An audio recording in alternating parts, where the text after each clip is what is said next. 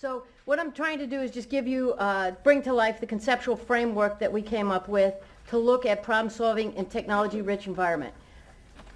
So I'm going to start right away. Your pamphlet has some of this, so I might skip a couple slides for the, given the time of day it is. But the impact of digital technologies. I want to talk a minute about why we need this. What's the purpose of having this new framework? Well, digital technologies have definitely transformed the way we communicate with others, learn and work. Maybe I'm speaking to the converted, but I'll speak a minute anyway. So now we have access to immense repertoire, repositories of information, very, very large databases that we can get through. Erwin talked about one, like the, which one did you talk about? Oh, just this afternoon. The tool that you can use for NAEP. Okay, that's an example. We now have that data available that we can search through. And so, and then information on the web, the World Wide Web, oh, we got that too. Information on the web varies in quality and the relevance to whatever goal you have, and it's all there, 24/7, very quickly. So let's say you have a problem like your friend's shoulder is injured and you want to find out what to do. You can now go to the web and get information from an expert that you could look at, and you could not even read this information and comprehend it because you're not a doctor. And then you have stuff from somebody who's trying to sell you something. And so you have a wide range of information out there. And what the research is showing us is that exposure to this technology is not enough to get skilled users of the technology. People often have trouble installing things, learning how to use new devices, and now they don't even come with manuals. Users often confine themselves to a few basic skills and ineffective procedures, and then people take advantage, like Google. Well, now use your top three. They know everybody takes the top 3 hits, so now the top 3 hits are sponsored products. And users have trouble with source evaluation, and often the sources are not even available on the sites that you go to, so you actually have to look quite hard to find some of that information, if you can find it at all. And search, we know that humans have trouble with search, finding the right terms to put in to get a return that is useful for their task and reliable. The reason many of us on the expert team got interested in this is because most of the stuff we have available is about students or experts, and most people are not students or experts. So we're interested in how lay people deal with technology. Okay. Next, where's next? Enter? Yeah. Okay. So purposeful technology-based tasks are challenging. You have to do many, many things. One is analyze the various requirements of the task. So if somebody gives you a task, like my friend might ask about her shoulder, or a teacher gives you something, or a boss gives you something and you have to do it, the first thing you have to do is say, what am I asked to do?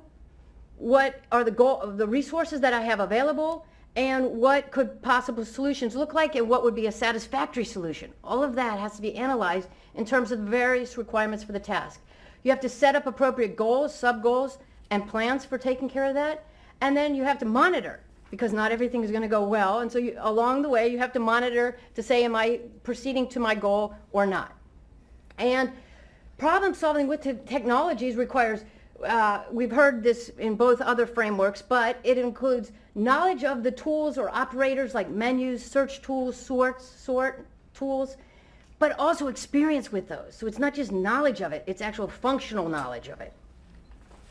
Okay, so the characteristics that we came up with was that a problem can be a consequence of the new technology. So you have these vast databases or the World Wide Web that creates problems for the user, like locating and evaluating information that fits criteria, finding out what the criteria are, and then seeing if it fits.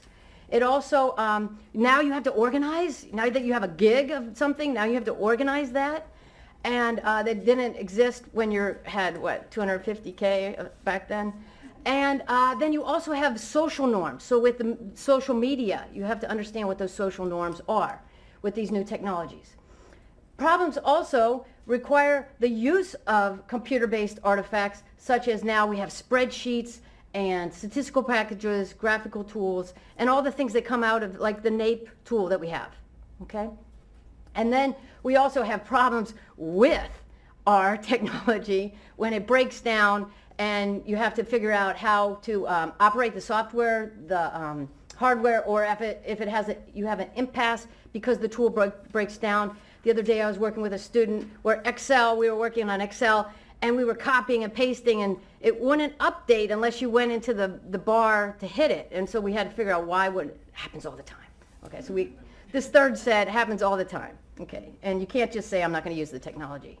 Okay, I'm just going to read the first sentence here. Is what our framework tried to do is to cover these three classes of problems that people have to deal with. Okay, so here was the definition. The top definition is more general, and the bottom definition is our like more honed in definition. So problem solving in technology-rich environments involves using digital technologies, communication tools, and networks to acquire and evaluate information, communicate with others, and then perform practical tasks. And here is how we really, you can't do everything. So for the first PIAAC problem-solving survey, we decided to focus on the abilities to solve problems in three environments: personal, work, and civic purposes, by setting up appropriate goals and plans, and then assessing and making use of information through computers and computer networks. So we limited ourselves to the red, from the top red. Okay. All right, so there's three main dimensions here that we could select items based on in the framework. One over there on the right is technology dimension, so the devices that you're going to pick, the applications, the commands, and the environments available, and I'll talk more about that. And then the cognitive dimensions, like what cognitions you're going through, like making up sub-goals or selecting operators, and I'll talk more about that. And then the task dimensions, such as how explicit are your instructions? Are their instructions very explicit so you just have to carry it out? Or do you have to also figure out how to do this more? And then amount of information. So those are the three dimensions we could select items from. Okay, so the cognitive dimension, which is pretty important. We broke it, after much arguing, we broke it into four main categories. Goal setting and progress monitoring, we put those together. Then planning and self-organizing, and then how to assess, access, and evaluate information, and then finally making use of that information. Now, the last one's a little tough because almost everything you have to give an answer, so always you're making use. So really what we're going to, when we selected items, we were saying how prominent is that in the problem? Because you're always making use of it to give an answer to somebody. Okay, so if I go through these sort of quickly, examples of goal setting would be articulating one's needs or purposes. So, for my friend who has the shoulder problem, it would be, should she go to the doctor? Should she, what else could you do? Should she go to the doctor? Oh yeah, home remedies, thank you. Or ignore it. You could always ignore it, right? And so, and then establishing and applying criteria for the constraints. So, under goal setting, you might say, well, I want this to be reliable, recent, readable by me, because I'm the one reading it, and available right now, because I have the question right now. And then progress monitoring and detecting and interpreting unexpected events. Maybe I want something from a doctor and I can't find anything out there, or, what else could happen in the middle of your looking this up? Oh, you could go to Google, find your list, and then find out the top 3 are all sponsored ads. So that might be, I have to take a new strategy. Okay. So then organizing and planning might be, what tools should I use to handle this? Might be the web. What devices? Might be Google. And then, so then assessing and evaluating information. Okay, so when you get a tool, there's a lot of stuff on the screen, or on the web, there's a lot of stuff on the screen, and so one very important thing for problem solving would be orienting and focusing your attention on what's critical, and then evaluating how reliable, relevant, sufficient or adequate the information is, and comprehensibility were a set of things that we thought would be very important. And so then, oh yeah, dealing with conflicting information becomes very important. Okay, down.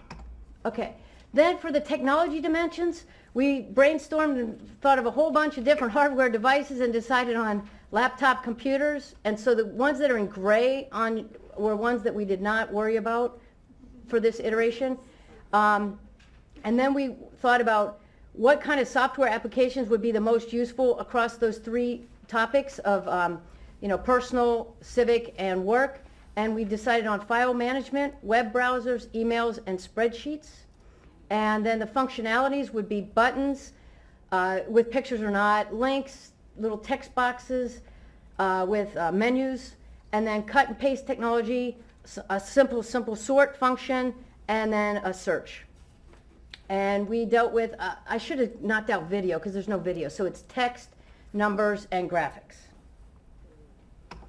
Okay, and then the task dimensions, like I said, the task purposes were those three. And then there were also some things that we considered very deeply when we were making the framework, so that would make it more or less difficult. So for instance, the number of steps that you had to do, the number of diverse operators. So one operator might be clicking on a link, another operator might be sorting. So if you had to do both of those, that would be more complex than just doing 3 clicks of links, the same operator 3 times. The amount of information you had to search through, like if it's 100 different returns compared to just 2. The complexity of the computations. And then unexpected outcomes, like if you were asked to say, did this particular website fit these criteria, and some information isn't available on that particular criteria, then that would be a breakdown. Okay. Okay, so now for the example, hopefully I can do this well. Okay, so this is a newer test, and so the items are not really available, so I can't give you more than one example, but I thought I'd work through this item to bring it to life for you. Okay, so here's always on this side is the question, and then here is the environment that was created beautifully. Okay, so the task here is you are interested in looking for a job and have located these 5 websites. You want to use a site that does not require you to register or pay a fee. Bookmark all the sites that meet your requirements. And then once you finish, you can go on. Okay, so I just put these little numbers here so I could actually click them. So let's say you look down this, and the answer, tell me if you find the answer. Okay, can you go to find any of these sites that require you not to register or not pay a fee? Okay, so right here we can't tell anything. It does not give enough information. So now you have to click. So let's say you click on the first one. Okay, now, would this one be good? No. Okay, why? It doesn't fit one of the criteria. Which one? Registration. Okay, registration. So then you can go back. So you would not bookmark that one. So now we go to the next one. Okay, so right now, can I actually click? Oh, I can just click here. Okay, so that page did not have enough information, so now I click to the next link, and does this have enough information? Okay, what does it tell you? Okay, it tells you have to register, so that one would be bad. Then you go to the next one. Now here you can click on 5 different things, so the affordance of the environment is much more complex on this one than the others.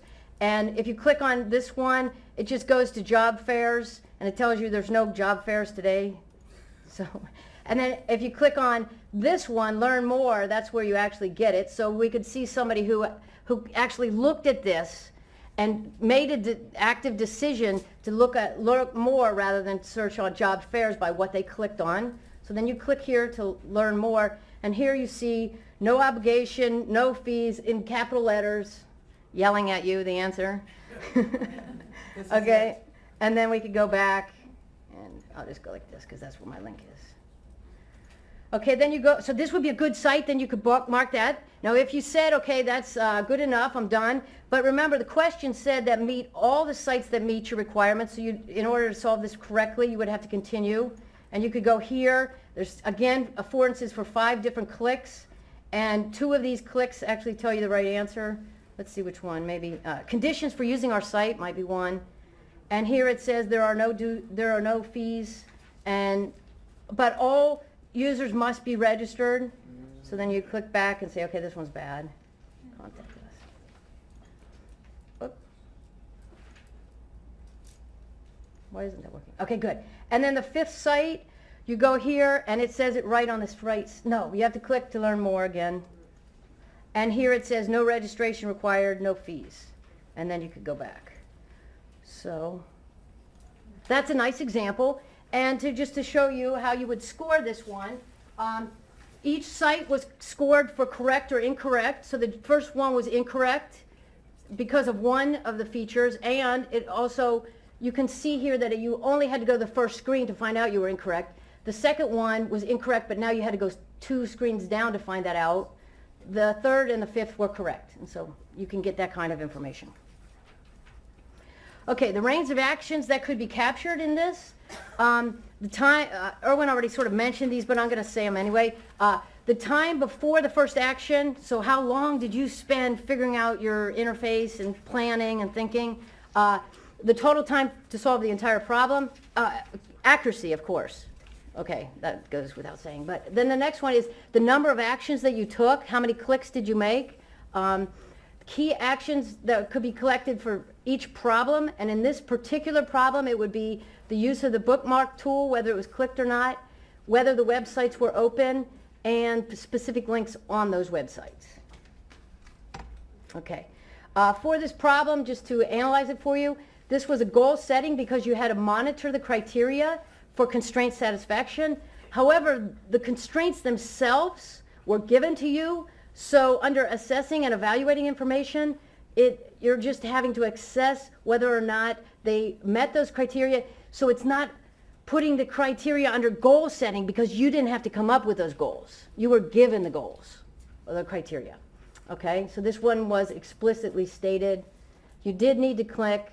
It was a single operator solution, and there were multiple constraints to be satisfied. Okay, for the coverage, there were 2 blocks, and they were both approximately 27 minutes at the highest ability level. I think I'm allowed to say that the ability level that sort of we had thought in a way that the people who scored best might be fastest, but in fact it was the opposite. The people that scored best took longer. And so that's how the blocks were determined for the amount of time. And they distributed this way. These aren't going to add up to this total number of questions because, like the example I gave you, had a goal setting and an assess, evaluate.